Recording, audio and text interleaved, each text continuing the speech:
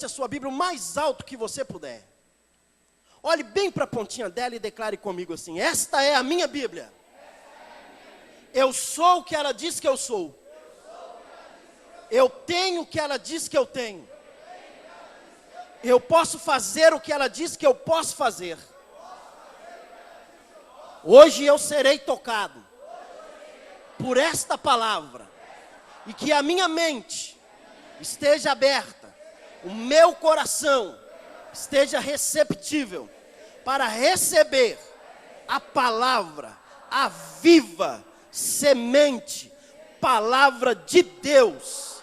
E eu nunca mais serei o mesmo, no nome de Jesus. Amém. Ainda de pé, abra comigo a sua Bíblia, livro de 1 Coríntios, capítulo de número 15. 1 Coríntios, capítulo 15, versículo 13, diz assim: e se não há ressurreição de mortos, então Cristo não ressuscitou. E se Cristo não ressuscitou, é vã a nossa pregação e vã a nossa fé. Pai, essa é a tua palavra, obrigado, porque por si só ela é poderosa para transformar a vida do homem. Mas continue falando conosco através da palavra, no nome de Jesus. Amém. Pode se assentar no nome de Jesus. Meus irmãos, quando nós olhamos para o que Paulo está escrevendo, e ele está mensurando no capítulo 15, ele está dizendo sobre a ressurreição de Cristo, e o penhor dessa ressurreição, ele, no versículo que lemos, ele vem dizer: e se não há ressurreição dos mortos, então Cristo não ressuscitou. Ele está dizendo, se nós não cremos na ressurreição dos mortos, nós então não cremos que Cristo ressuscitou. Paulo chama a responsabilidade à igreja de Coríntios, e ele está trazendo exatamente uma palavra de exortação, uma palavra de estímulo. E no versículo 14 ele diz: e se Cristo não ressuscitou, o que nós estamos fazendo agora é vão, não serve para nada. Se nós não cremos que Cristo está vivo, não adianta estar na igreja adorando a Ele. Não adianta estar falando com Ele. Por quê? Porque estaremos falando com um Deus que não ouve, com alguém que não está ouvindo. Mas, meu irmão, eu tenho certeza e eu creio, tem alguém que crê aqui junto comigo, que Jesus está vivo? Ele vive, Ele está no nosso meio. A Bíblia diz que Ele ressuscitou, o Espírito do Senhor o ressuscitou dentre os mortos, e Ele está à direita do Pai e intercede por nós. Aquilo que nós não temos condição, Deus ouve do próprio Filho uma palavra. Aquilo que nós não podemos fazer, Deus ouve do próprio Filho uma palavra. Faz, ajudam. Ele é tão frágil, ele é tão pequenino, mas faz por ele. Eu morri na cruz por ele. E aí eu queria falar essa noite sobre o que a morte de Jesus nos trouxe. Num dia como hoje, talvez várias igrejas estão pregando sobre Páscoa, falando sobre exatamente o que era a Páscoa. Mas eu quero falar o inverso hoje. Eu quero falar por que Jesus morreu e o que essa morte nos trouxe. Porque se Ele não tivesse morrido, imagina você como estaria a sua vida e a minha vida. O que a morte de Jesus nos trouxe? Em primeiro lugar, e eu quero ler com os irmãos hoje alguns textos, e nós vamos ler Bíblia. A Bíblia por si só se explica, não é verdade? Ela é um livro que explica ela mesma. Então, nós estaremos lendo alguns textos, fica aí com a sua Bíblia aberta. E o que essa morte nos trouxe? Através da morte de Jesus, temos um sacrifício perfeito de uma vez por todas. A Bíblia diz que quando Moisés, os sacerdotes, eles instituíram o tabernáculo. Havia no tabernáculo um local chamado Santo dos Santos, e esse local era um local aonde uma vez por ano entrava o sumo sacerdote para fazer o quê? Para sacrificar ao Senhor, e ele entrava ali num dia de Yom Kippur, que era o dia da purificação, e ele primeiro se purificava, passava por um processo na sua vida, para que ele pudesse fazer algo, sacrificar a Deus pelo pecado do povo. E aí ele sacrificava ao Senhor, e Deus vinha então e apagava o pecado da humanidade por causa daquele sacrifício que estava sendo feito exatamente lá dentro do Santo dos Santos.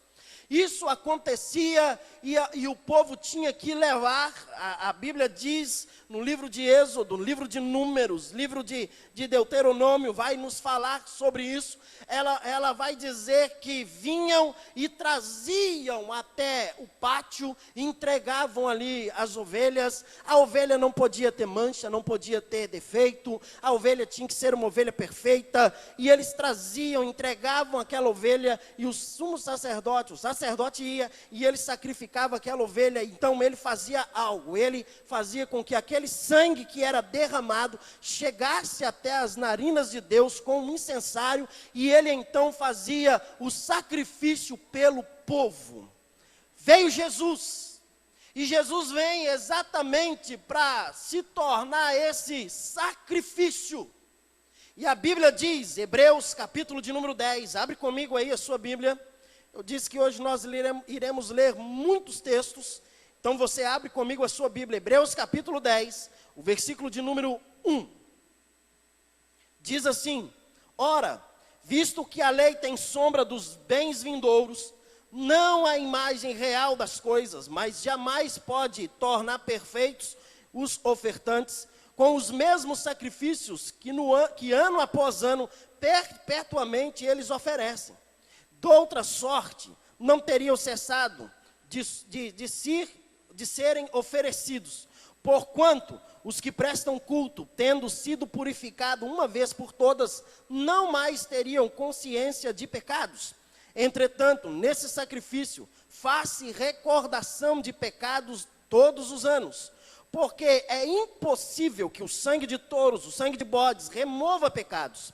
Por isso, ao entrar no mundo diz: sacrifício e oferta não quisestes, antes um corpo me formastes. Não te deleitaste com holocausto e ofertas pelo pecado. Então eu disse: eis aqui estou. No rolo do livro está escrito a meu respeito, para fazer, ó Deus, a tua vontade. Depois de dizer, como acima, sacrifícios e oferta não quisestes, nem holocaustos, nem oblações pelo pecado, nem com isto te deleitastes, coisas que se oferecem segundo a lei. Então acrescentou: eis aqui estou para fazer, ó Deus, a tua vontade. Remove o primeiro para estabelecer o segundo.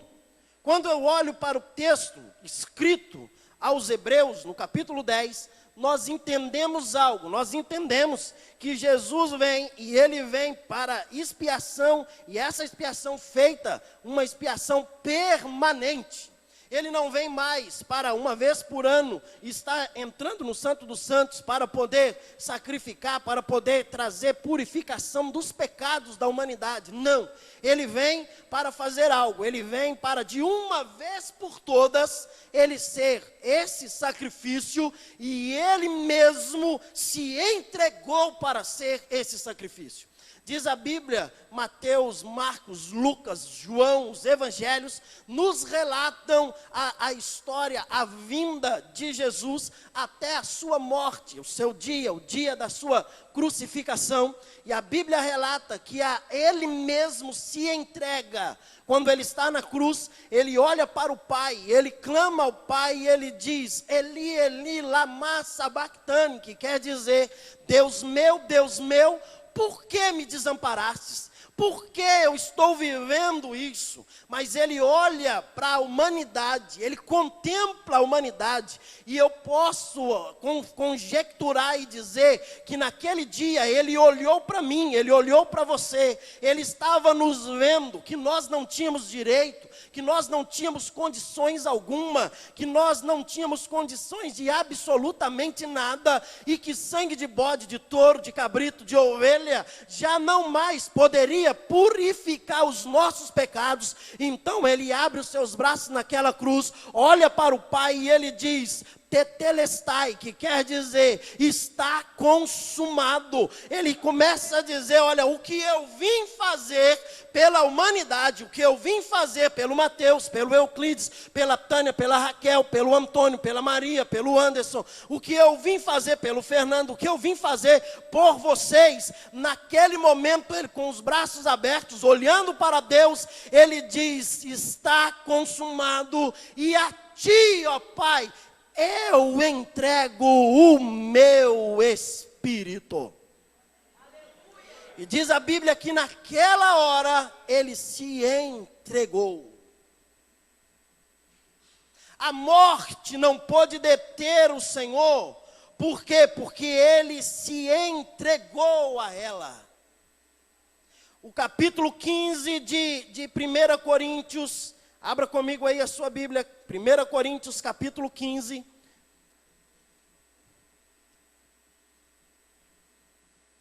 O texto diz, no versículo 13, e se não há ressurreição de mortos, então Cristo não ressuscitou.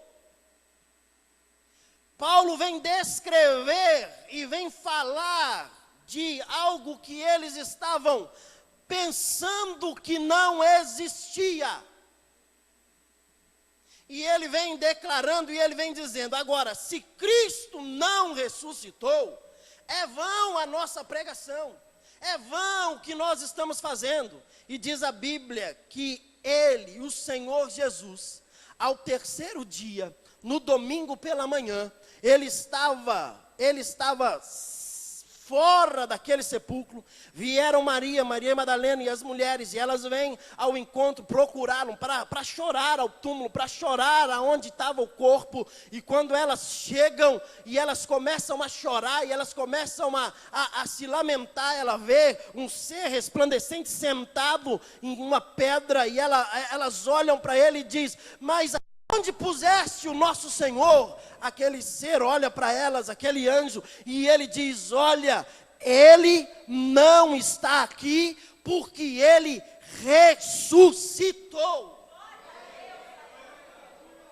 Aquelas mulheres assustadas, apavoradas, elas saem correndo para tentar descobrir o que tinha acontecido, e elas encontram com o próprio mestre. Quando elas encontram com ele, ele diz para elas: não me toque, porque eu ainda não subi ao Pai, mas vai e diga aos meus discípulos que eu ressuscitei.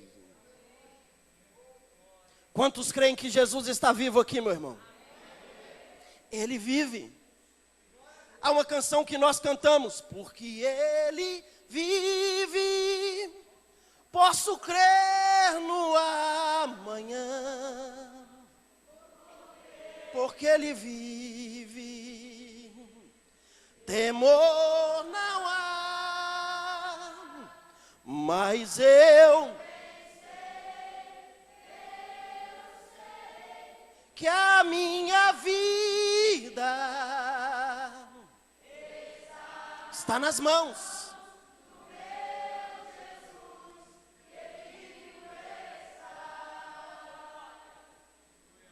Quando nós olhamos para todas as religiões, respeitamos todas, meu irmão.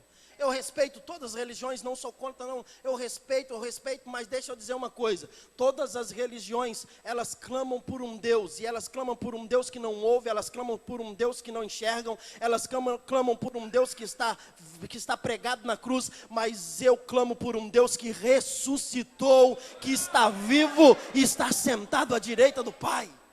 O Salmo de número 24 diz: não a nós, Senhor, não a nós, mas, Senhor, seja toda a honra e toda a glória ao Senhor. Meu irmão, você essa noite está aqui porque Jesus ressuscitou e Ele garantiu que você estivesse aqui. O que a morte de Jesus nos trouxe? Nos trouxe um perfeito sacrifício perpétuo. Olha para o teu irmão e diga para ele: você não precisa fazer sacrifício algum mais. Fale com ele aí, meu irmão. Você não precisa fazer sacrifício algum mais. A única coisa que você precisa fazer é obedecê-lo.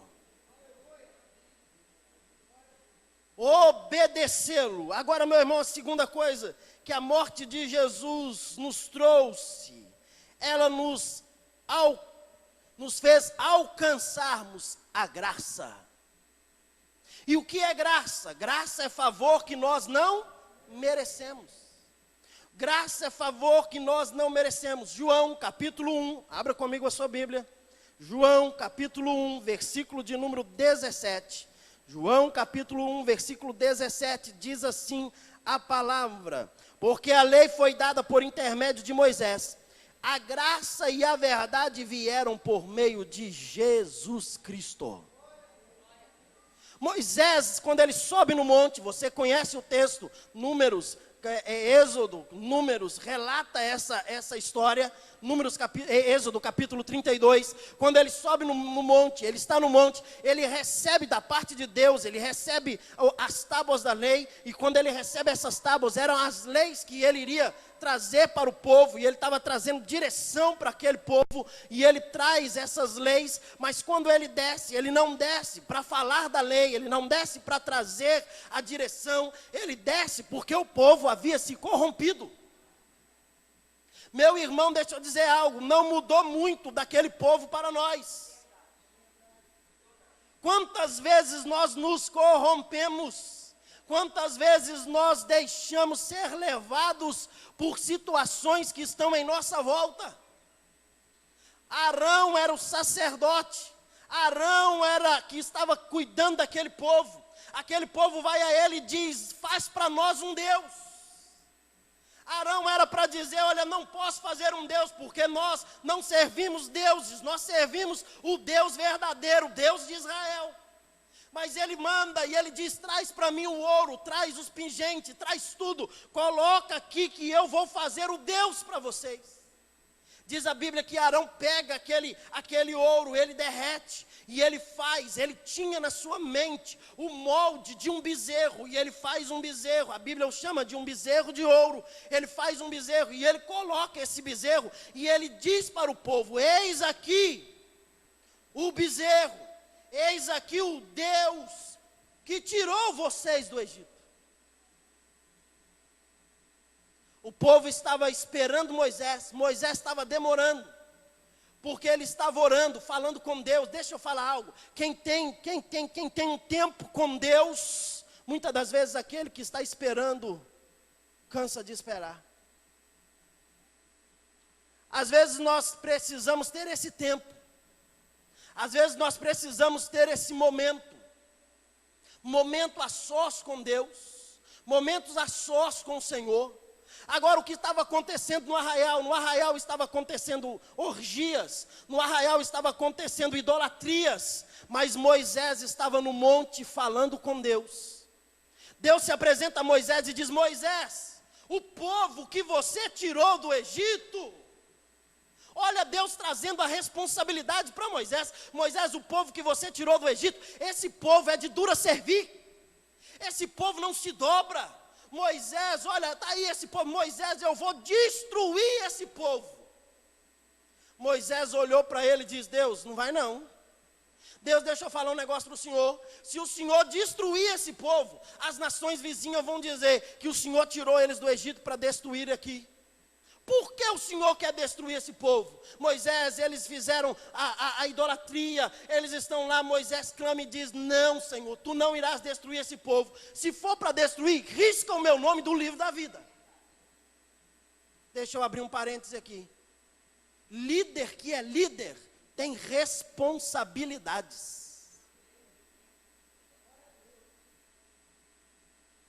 Meu irmão, deixa eu dizer algo para você. Se nós somos líderes na casa de Deus, temos que ter responsabilidade com aquilo que estamos fazendo. Arão fez um bezerro, mas interessante que a Bíblia me diz que ele faz um bezerro e na frente do bezerro ele levanta um altar. Fala comigo, um altar. O que significa altar? Altar é o local onde se sacrificava. Altar é o local onde fazia as melhores ofertas para Deus. Agora, dependendo de quem entrasse no arraial, quando ele entrasse de um lado, ele não via o bezerro de ouro, ele via o altar. Tem muita gente que está com um bezerro atrás do altar. Tem muita gente que está com uma idolatria atrás do altar. Continua me amando aí, irmão? Pastor, mas eu não vejo o bezerro. É porque alguma das vezes nós não estamos como Moisés, lá no monte orando. Porque alguma das vezes nós fazemos apenas o básico, o normal. Ele já tinha 40 dias que estava no monte. Deixa eu te falar algo. Quem gasta tempo com Deus, Deus fala com ele. O que está atrás do altar, meu filho. Quem gasta tempo com Deus, Deus revela para ele as coisas que estão acontecendo. Quem gasta tempo com Deus, Deus entrega para ele a liderança, a ordem, dizendo, é aqui, ó, faça. Agora, quando Moisés recebe a tábua, quando ele pega as tábuas da lei, interessante que essa tábua ela era escrita por dentro e por fora.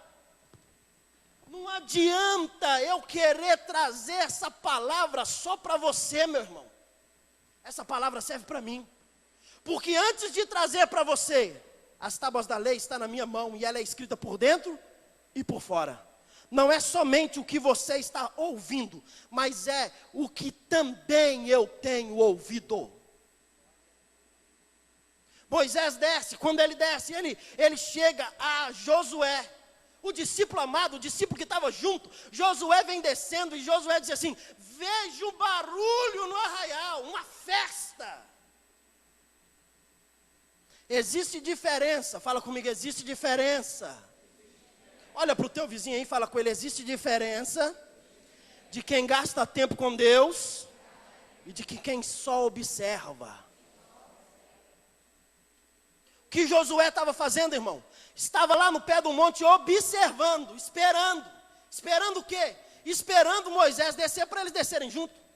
Quando ele desce, ele pensa que no arraial havia festa. Ele vai dizer, olha, vamos celebrar, vamos fazer uma festa, uma grande festa. Não, Moisés olhou para ele e disse, não é festa, não é barulho, não é alarido de festa que eu ouço. O que eu estou ouvindo é idolatria. E quando ele desce e ele quebra aquelas tábuas da lei. Aí você conhece o texto, ele quebra, joga no chão, de tão nervoso que ele fica. Ele vai no bezerro, ele destrói o bezerro. Quebra aquele bezerro, destruiu aquele bezerro. E ele faz algo, que aí eu quero chamar a sua atenção. Ele pega aquele bezerro era feito de quê, meu irmão? De quê, não ouvi? Ouro. Ouro significa pureza. Ouro fala da grandeza de Deus. Aquele era um material valiosíssimo, mas era algo errado. O Senhor Jesus, ou o próprio Deus disse a Ageu, e Ageu no dia da proclamação do templo, ele diz o Senhor, minha é a prata, meu é o ouro. Ouro fala de intimidade. Ouro fala de estar próximo, de estar junto. Ouro, quando nós olhamos para uma aliança, não enxergamos início, meio e fim. Ouro fala de ter contato, pureza. Moisés faz algo, ele pega aquele ouro, ele destrói, ele moe, ele faz um pó, ele joga dentro da água. Quando ele joga dentro da água, ele pega aquela água e diz para o povo, agora bebe. Sabe o que ele estava querendo dizer? Vocês estão querendo algo Deus está dizendo, a minha essência não é para ficar do lado de fora. O ouro fala da essência do Pai, não é para ficar do lado de fora. Ele pega aquele ouro, mistura na água. A água é símbolo de quem, meu irmão? De quem, não ouvi? Espírito Santo. E ele pega aquela água e ele entrega para o povo. Agora, bebe. Sabe o que ele estava fazendo? O que ele estava tentando mostrar para aquele povo? Deus não está querendo ser o Deus do lado de fora da sua vida. Deus está querendo ser o Deus do lado de dentro. Não basta ter Deus do lado de fora, é preciso tê-lo do lado de dentro, essência, lá dentro. O que eu aprendo? Que a morte de Jesus nos trouxe graça. Pastor, e o que isso tem a ver com graça? É quando nós olhamos para o texto e Deus disse, vou destruir esse povo. Moisés diz, não, Senhor, não faça isso. Se o Senhor for fazer, risca o meu nome do livro da vida. Graça. Deus entrou com a sua graça. Agora o texto de João diz, por Moisés veio a lei, mas a graça e a verdade vieram por meio de Jesus Cristo. Não há nada maior do que o próprio Jesus. E ele trouxe graça. Efésios capítulo 1, versículo 7 diz, no qual temos redenção pelo seu sangue e remissão dos nossos pecados, segundo a graça, mediante a Jesus Cristo. Romanos capítulo 3, o versículo 24 diz, sendo justificados gratuitamente por graça. Romanos capítulo 11, versículo 5 diz, assim pois, tendo agora, no tempo de hoje, sobrevive um remanescente segundo a lei da graça, e é pela graça, já não é pelas obras, do contrário, a graça não seria graça. Paulo escreve aos Romanos e ele diz, se fosse pelas obras, graça não seria graça. Olha para o teu vizinho de novo e diga para ele, não é pelo que você faz, é graça. Fala com ele, é graça, é graça, é graça. O que é graça, pastor? Graça é favor que não merecemos. Meu irmão, eu não merecia, você não merecia, mas é graça. É a graça, é o favor do Pai, é a misericórdia do Pai, é a graça do Senhor que nos alcançou. E ela nos alcançou de uma maneira sobrenatural. Quantos recebem essa graça aí essa noite? Terceira coisa. Através da morte de Jesus, temos o maior exemplo de amor. Fala comigo, amor. A Bíblia diz que Jesus nos ama. Mas a Bíblia diz que Deus é amor. A maior prova desse amor, João capítulo 3, o versículo 16, que nós conhecemos de cor. Porque Deus amou o mundo de tal maneira, que deu o seu Filho unigênito, para que todo aquele que nele crê não pereça, mas tenha a vida eterna. O versículo 17 diz, porquanto Deus enviou o seu Filho ao mundo, não para que julgasse o mundo, mas para que o mundo fosse salvo por ele. Amor. Havia um homem que ele tomava conta de uma ponte que levantava e abaixava para a passagem de um trem. E um belo dia, aquele homem com o seu filhinho, o seu único filho, seu filhinho brincando, rodando para lá e para cá, ele deixou cair um carrinho Algo tão simples, pequenininho. Ele deixou cair entre os trilhos e caiu numa parte dentro daquela ponte. A história diz que quando aquele homem olha, ele vê o trem que está apontando lá na entrada. Não daria tempo dele sair correndo, tirar o filho dali, correr de volta e abaixar a ponte. Agora vem a decisão. Eu pergunto para você, se fosse você, o que você faria? Dentro daquele trem havia mais de 200 pessoas. Do lado de fora estava o seu filhinho, o seu único filhinho. E o seu filhinho estava ali tentando inocentemente pegar o carrinho que caiu. De repente aquele homem olha e vê que já está chegando o trem, que não tem como tirar o menino, e ele grita, o menino não ouve, e ele tenta, o menino não ouve, ele tem que tomar a maior decisão da sua vida. Ou deixa morrer o seu filho, ou ele então deixa morrer mais de 200 pessoas que estavam dentro daquele trem. Aí entra uma prova de amor. Aquele homem mexe a alavanca para baixar os trilhos. Aquela ponte começa a descer. O trem vem apitando, como fazia todos os dias. As pessoas olhando de dentro daquele trem. E quando de repente aquela ponte esmaga o seu filho, e o trem passa, e ele fica desesperado, e ele gritando para lá, gritando para cá. De repente as pessoas olhando do trem, olhavam e diziam, ali está um louco. Por que ele está gritando desse jeito? Por que ele está fazendo essa situação toda? Não tem nada acontecendo, está tudo normal. Mas aquele homem estava em desespero, porque ele estava perdendo o seu único filho.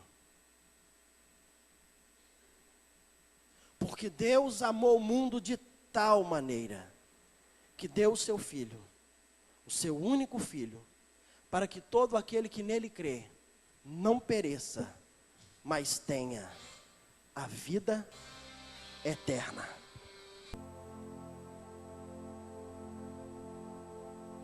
Eu queria que você colocasse as suas duas mãos no seu coração. E você orasse após mim dizendo, Senhor Deus, nesta noite, eu quero experimentar o melhor do Senhor.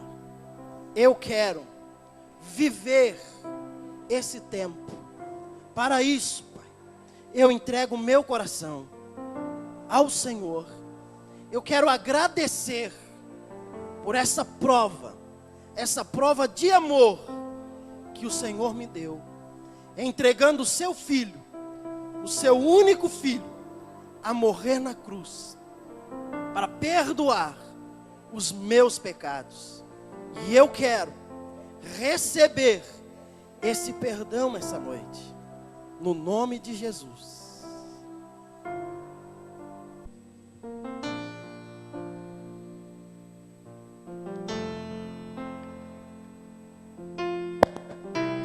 Digno é o Cordeiro que foi morto, santo, santo Ele é.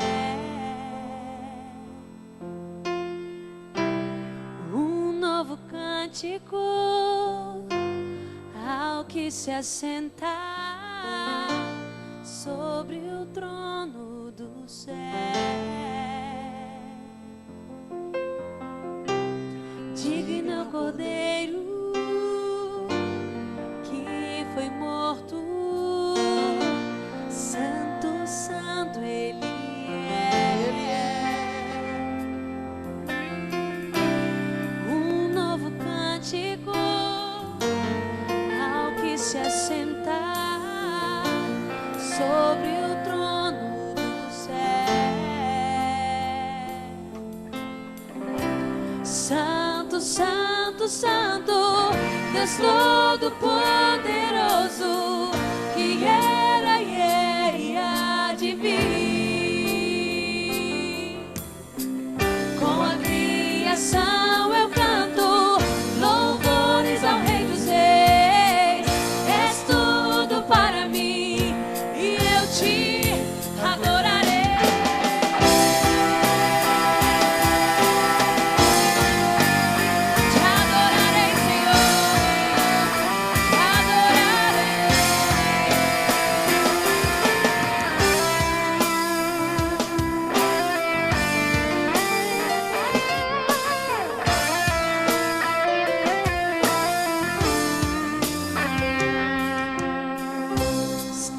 Vestido do arco-íris, som de trovão, luzes, relâmpagos, louvores, honra e glória, força e poder para sempre, ao único Rei eternamente. Santo, Santo, Santo, Deus Todo-Poderoso, que era e há de vir. Com a criação eu canto louvores ao Rei dos Reis. És tudo para mim e eu te adorarei.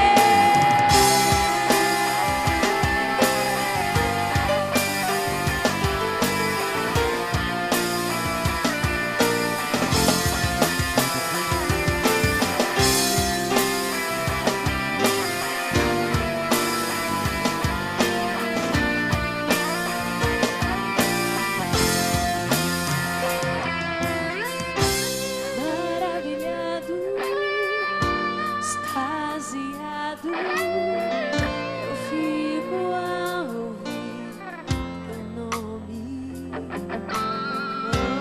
Maravilhado, extasiado, eu fico ao ouvir teu nome. Esse nome tem poder, meu irmão. Maravilhado, Esse nome tem poder. extasiado, Jesus Cristo. eu fico a ouvir teu nome. Jesus, teu nome é força, é fôlego de vida, misteriosa, água viva. Só aqueles que são extasiados por esse nome Deus adoram. Todo-Poderoso, Levante a tua mão e comece a adorar a Ele, porque Ele está vivo. Com a criação eu canto louvores ao Rei dos Reis. És tudo para mim e eu te adorarei. Então adore a Ele, meu irmão. Adore a Ele, adore, Santo, adore, Santo, adore. Deus Adore a Ele, adore a Todo-Poderoso, Ele. que Ele é é vivo. de vir. Com a criação eu canto louvores ao Rei dos Reis. És tudo para mim e eu te adorarei.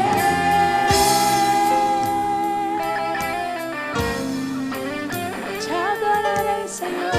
Quem pode adorar a Ele aí essa noite? Ele vive, Ele vive, Te adorarei, Senhor. Ele vive, Ele está Adorarei, vivo. Senhor. Te adoramos, Pai, te adoramos, adorarei, te Senhor. adoramos. Santo, Oh, Santo, recarabaxê, Deus recarabaxê, Todo-Poderoso, que Oh, é e há de vir. com a criação, Eu canto louvores, ao Rei dos Reis. és tudo para mim. E eu te adorarei. Só aqueles que podem adorar, dê um aplauso bem forte a Ele. Junto com esse aplauso, abra a tua boca, diga palavras que engrandeçam a Ele. Oh, Pai, obrigado porque o Senhor está vivo. Obrigado, Deus, obrigado, Pai. Obrigado pela tua ressurreição. Obrigado. Obrigado porque o Senhor morreu, mas está vivo. Pai, nós te agradecemos por esse dia. Te agradecemos por essa noite. Nós te louvamos. Nós bendizemos ao teu nome. Ao teu nome a honra. Ao teu nome a glória. Ao teu nome o louvor. Ao teu nome a adoração. Digno é o Senhor, Deus, de receber a glória, de receber esse louvor. Pai, nós entregamos tudo a Ti, Deus, porque somos do Senhor, somos ovelhas do Teu pastoreio. Nós Te louvamos no nome de Jesus. Amém e amém.